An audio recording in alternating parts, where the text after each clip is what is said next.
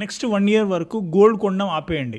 ఇది నేను చెప్తున్న విషయం కాదు, నరేంద్ర మోడీ గారు చెప్తున్నారు.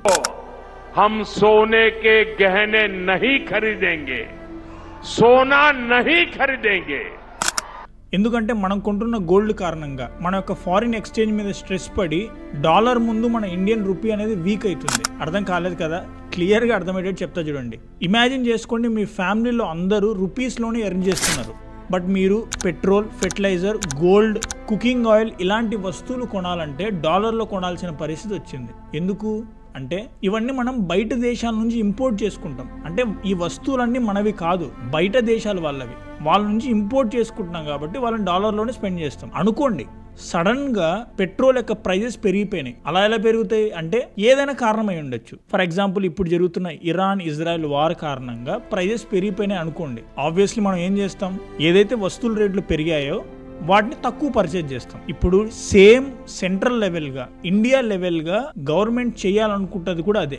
అందుకే హైదరాబాద్ కేంద్రంగా నిన్న ప్రధానమంత్రి నరేంద్ర మోడీ గారు మనకి 7 అప్పీల్స్ చేయడం జరిగింది. అప్పీల్ అని ఎందుకంటున్నా అంటే ఇలా చేయండి ప్లీజ్ అని అడగడం జరిగింది మన యొక్క భారతదేశంలో ఉన్న ప్రజలకి. అవి ఏంటిది అనేది 1 by 1 మనం మాట్లాడుకుంటూ వెళ్దాం. ఫస్ట్ది, రాబోయే 1 year వరకు గోల్డ్ని కొనొద్దు అని చెప్పడం జరిగింది. ఎందుకు ఇలా నరేంద్ర మోడీ గారు అడిగాడంటే, గోల్డ్ అనేది మనకు ఎమోషనల్ గా, కల్చరల్ గా లింక్ అయి ఉన్న ఒక మెటీరియల్. అలా అయినప్పటికీ ఇది ప్యూర్ గా ఎకనామికల్. ఎందుకంటే మనం కొంటున్న గోల్డ్ ఏదైతుందో ఇది మనం మోస్ట్లీ ఇంపార్టెంట్ గా ఇంపోర్టెడ్ చేస్తున్న వస్తువు.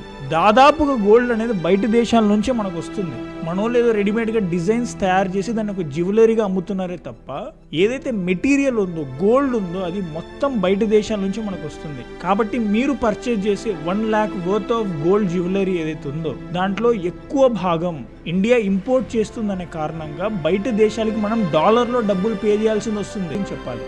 ఇదంతా ఒక ఎకనామిక్ గా లింక్ అయి ఉన్న కాన్సెప్ట్. దీన్ని మనం ఫారిన్ ఎక్స్చేంజ్ అంటాం. ఫారిన్ ఎక్స్చేంజ్ అంటే ఏంటి అంటే పేరులోనే ఉంది, foreign exchange. For example India అనేది డాలర్స్ లో సంపాదిస్తున్నవి ఏంటిది అంటే, ఒకటి మన ఇండియాలో ఉన్న ఐటీ సెక్టర్, అంటే ఐటీ సర్వీసెస్ ని మనం డాలర్లో డబ్బులు సంపాదిస్తున్నాం. 2 ఎక్స్పోర్ట్స్, అంటే మన ఇండియా నుంచి బయట దేశాలకు మనం ఏదైతే అమ్ముతామో వాటిని మనం డాలర్లో డబ్బులు తీసుకుంటాం. 3 రెమిటెన్సెస్ అంటే ఫారిన్ లో బ్రతుకుతున్న మన ఇండియన్స్ మన ఇండియాకి డబ్బులు పంపించాలనుకోండి, వాళ్ళు డాలర్లోనే పంపిస్తారు. అలా మనం డాలర్లో డబ్బులు వస్తాయి. 4 ఫారిన్ ఇన్వెస్ట్మెంట్, అంటే వేరే బయట ఉన్న ఫారిన్ వాళ్ళు మన ఇండియాలో ఇన్వెస్ట్ చేయాలంటే వాళ్ళు డాలర్లో డబ్బు తీసుకొని మన ఇండియాకి వస్తారు. ఈ విధంగా మనం డాలర్లో డబ్బులు సంపాదిస్తున్నాం. అదే మనం డాలర్లో వాళ్ళకి డబ్బులు కట్టాలంటే దేని మీద కడతాం?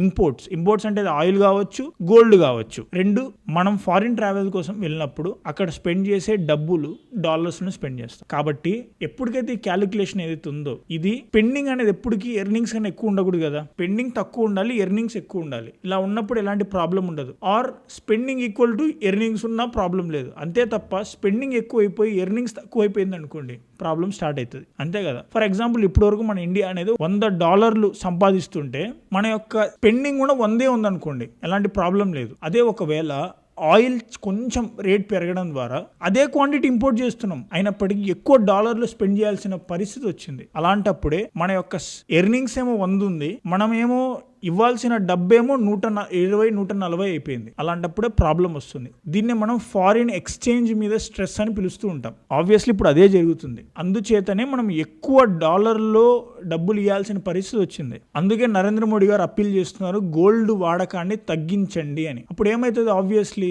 మనం వాళ్ళకి గోల్డ్ కొనట్లేదు కాబట్టి డాలర్లో ఎక్కువ డబ్బులు ఇవ్వము. అయిపోయిందా? సెకండ్, నరేంద్ర మోడీ గారు మనల్ని అప్పీల్ చేసింది ఏంటంటే పెట్రోల్ మరియు డీజిల్ యొక్క వాడకాన్ని తగ్గించండి. మీకు అందరు తెలుసు, ఇండియా అనేది ప్రపంచం మొత్తంలో చాలా ఎక్కువగా ఆయిల్స్ ని ఇంపోర్ట్ చేసుకుంటూ ఉంటుంది, క్రూడ్ ఆయిల్ ని. ఇండియాకి క్రూడ్ ఆయిల్ అనేది ఒక బిగ్గెస్ట్ హెడేక్. సపోజ్ ఇందాక నేను చెప్పినట్టుగా $70 per barrel ఉన్న క్రూడ్ ఆయిల్ కాస్ట్ వార్ కారణంగా 120కి పెరిగిపోయింది. మనం ఇంపోర్ట్ చేస్తున్నది సేమ్ క్వాంటిటీయే, కాకపోతే ఎక్కువ డబ్బులు ఇవ్వాల్సింది వస్తుంది. దీనివల్ల ఫారిన్ ఎక్స్చేంజ్ మీద స్ట్రెస్ పడుతుంది, ఎక్కువ డాలర్స్ మన ఇండియా స్పెండ్ చేయాల్సిన పరిస్థితి వస్తుంది. ఇప్పుడు మీకు అర్థమైంది అనుకుంటా. ఫర్ ఎగ్జాంపుల్, ఒక కుటుంబం అనేది ఒక వారానికి ఒక 5 లీటర్ల పెట్రోల్ యూజ్ చేస్తుంది అనుకోండి. ఇది మీకు చాలా చిన్నగా అనిపించవచ్చు. ఫర్ ఎగ్జాంపుల్, మన ఇండియాలో ఉన్న 1 కోటి మంది ఇలా చేసినట్టయితే వారానికి 5 కోట్ల లీటర్ల ఫ్యూయల్ ని మనం ఆదా చేస్తున్నాం. నెంబర్ అనేది చాలా పెద్దది. అప్పుడు ఇన్ఫ్లేషన్ ప్రెషర్ తగ్గుతుంది, ఇంపోర్ట్ బిల్ తగ్గుతుంది. అందుచేతనే back to work from home అని పిలుపుయడం జరిగింది. పబ్లిక్ ట్రాన్స్పోర్ట్ని యూజ్ చేయడం, like metros, buses, car pooling లాంటి సిస్టమ్ని యూజ్ చేయాలి. అలాంటప్పుడు పెట్రోల్ యొక్క వాడకం తగ్గుతుంది. మూడోది, నరేంద్ర మోడీ గారు చెప్పడం జరిగింది వర్క్ ఫ్రమ్ హోమ్. ఎలాగైతే మనం కరోనా సమయంలో వర్క్ ఫ్రమ్ హోమ్ చేస్తున్నామో అలాంటిదే ఇప్పుడు చేయాలని చెప్పడం జరిగింది. ఎందుకు అంటే దాని వెనకాల ఉన్న రీజన్ ఫ్యూయల్ సేవింగ్ గురించి. బికాజ్ మనం రెగ్యులర్గా మన ఆఫీసెస్కి వెళ్తూ ఉంటాం, తద్వారా రెగ్యులర్గా ఫ్యూయల్ అనేది వేస్ట్ అవుతూ ఉంటుంది. అలా చేయకుండా ఉండడం ద్వారా ఫ్యూయల్ అనేది ఆదా అవుతుంది. 2, ట్రాఫిక్ ప్రాబ్లం ఉండదు. 3, ఒక ఎగ్జాంపుల్తో చెప్తూ చూడండి. డైలీ మీరు ఒక 20 కిలోమీటర్లు ట్రావెల్ చేస్తారు యాజ్ అన్ ఎంప్లాయ్. అదే ఒక 100 ఎంప్లాయీస్ అలా తిరిగితే డైలీ 2000 కిలోమీటర్లు తిరుగుతున్నారు. ఈ నెంబర్ అనేది హైదరాబాద్, బెంగళూరు, చెన్నై లాంటి సిటీస్కి చాలా పెద్దది. ఎందుకంటే డైలీ కొన్ని వేల లీటర్లు ఖర్చు అవుతుంది. కేవలం ఒక వర్క్ ఫ్రమ్ హోమ్ తీసుకురావడం వల్ల చాలా తక్కువ ఫ్యూయల్ యూజ్ చేస్తాం. అలా తక్కువ ఫ్యూయల్ యూజ్ చేయడం వల్ల మన యొక్క ఇంపోర్ట్స్ అనేది తగ్గిపోతాయి, ఫారిన్ ఎక్స్చేంజ్ తగ్గిపోతుంది, డాలర్స్ ఈ వాడకం తగ్గిపోతుంది. 4వది, మన కిచెన్తో లింక్ ఉన్నది. అదే అండి కుకింగ్ ఆయిల్. మన భారతదేశం బయట దేశాల నుంచి చాలా ఎక్కువగా ఆయిల్ని ఇంపోర్ట్ చేసుకుంటుంది, like sunflower oil, palm oil, soybean oil. ఇవన్నీ ఈవెన్ యుక్రెయిన్ వార్ తర్వాత అయితే, ఫర్ ఎగ్జాంపుల్, మనం ఇంట్లో వాడే ఆయిల్లో 1 టీ స్పూన్ ఆయిల్ తక్కువ వాడడం ద్వారా అది జియో పొలిటికల్గా లింక్ అయి ఉంది.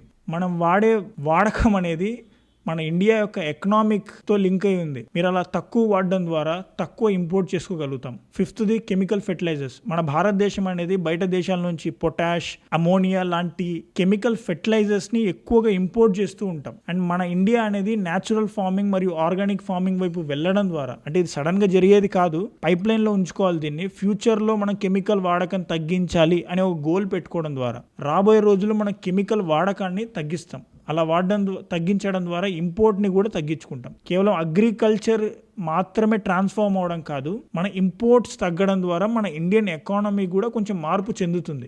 6ది, గో ఫర్ స్వదేశీ. ఒకప్పుడెప్పుడో ఇండిపెండెన్స్ కన్నా ముందు బ్రిటిష్ వాళ్ళతో మన ఫ్రీడమ్ ఫైటర్స్ ఫైట్ చేస్తున్నప్పుడు స్వదేశీ మూవ్మెంట్ అని తీసుకురావడం జరిగింది. అంటే కేవలం మన ఇండియన్ ప్రోడక్ట్సే, మన భారతదేశంలో తయారైన ప్రోడక్ట్సే అమ్మాలి అని చెప్పడం జరిగింది.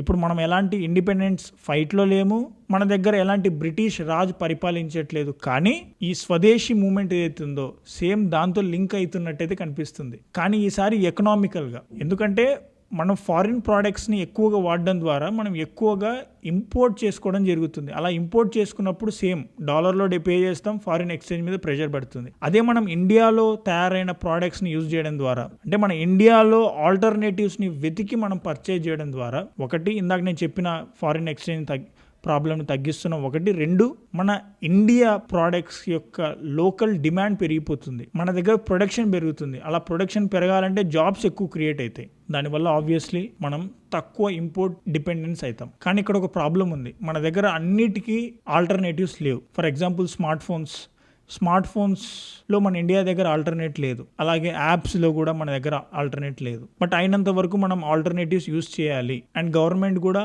అలాంటి ఆల్టర్నేటివ్స్ని క్రియేట్ చేసే దాంట్లో హెల్ప్ చేయాలి. రాబోయే సంవత్సర కాలం వరకు ఫారిన్ ట్రావెల్స్ చేయొద్దు అని ప్రధానమంత్రి నరేంద్ర మోడీ గారు అప్పీల్ చేయడం జరిగింది. ఎందుకంటే ఆబ్వియస్లీ మనం ఫారిన్ కంట్రీస్కి ట్రావెల్ చేసినప్పుడు అక్కడ ఉండటానికి hotels, shopping, food, travel expenses ఇవన్నీ మనం డాలర్స్లోనే ఖర్చు పెడతాం. అలా ఖర్చు పెట్టినప్పుడు ఆబ్వియస్లీ ఫారిన్ ఎక్స్చేంజ్ మీద ప్రెషర్ పడుతుంది, డాలర్ ఎక్కువ ఖర్చు చేయాల్సింది వస్తుంది. నేను దీని గురించి మీకు ఎక్కువ చెప్పాల్సిన అవసరం లేదు, ఎందుకంటే మీకు ఫారిన్ ఎక్స్చేంజ్ గురించి తెలుసు, డాలర్ మీద ఎలాంటి ప్రెషర్ పడుతుంది అనేది కూడా తెలుసు. ఇవన్నీ జరిగినప్పుడు డాలర్ మూలంగా ఇండియా రూపీ అనేది వీక్ అవుతుంది. You got my point, right? So conclusion ఏంటంటే, నిన్న జరిగిన హైదరాబాద్లో జరిగిన సమావేశంలో నరేంద్ర మోడీ గారు ఈ విషయాన్ని చెప్పడం జరిగింది. మీరు అనుకోవచ్చు, నేను ఒక్కడు వాడకం ద్వారా ఇంత ఏం జరుగుతుందని. నిన్న మీరు తమిళనాడు ఎలక్షన్లో చూస్తే కేవలం ఒక్క ఓటు ద్వారా ఒక ఎమ్మెల్యే గెలవడం జరిగింది. నిన్న తలపతి విజయ్ గారు సీఎంగా ప్రమాణ స్వీకారం చేయడానికి ఎంత ఇంపార్టెంట్ అయిందో మీరు చూశారు. నేను ఒక్కడనే అనుకుంటే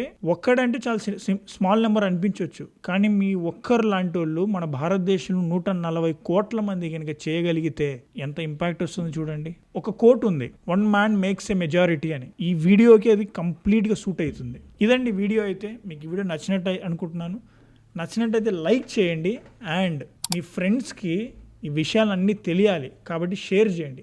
కంపల్సరీగా ఈ వీడియో షేర్ చేయాల్సిన మెటీరియల్ కాబట్టి షేర్ చేయండి. నచ్చితే సబ్స్క్రైబ్ చేసుకోండి, అది మాకు కొంచెం సపోర్ట్ ఇచ్చినట్టు ఉంటుంది. నెక్స్ట్ వీడియోలో కలుద్దాం. అప్పటివరకు బాయ్ అండ్ జై హింద్.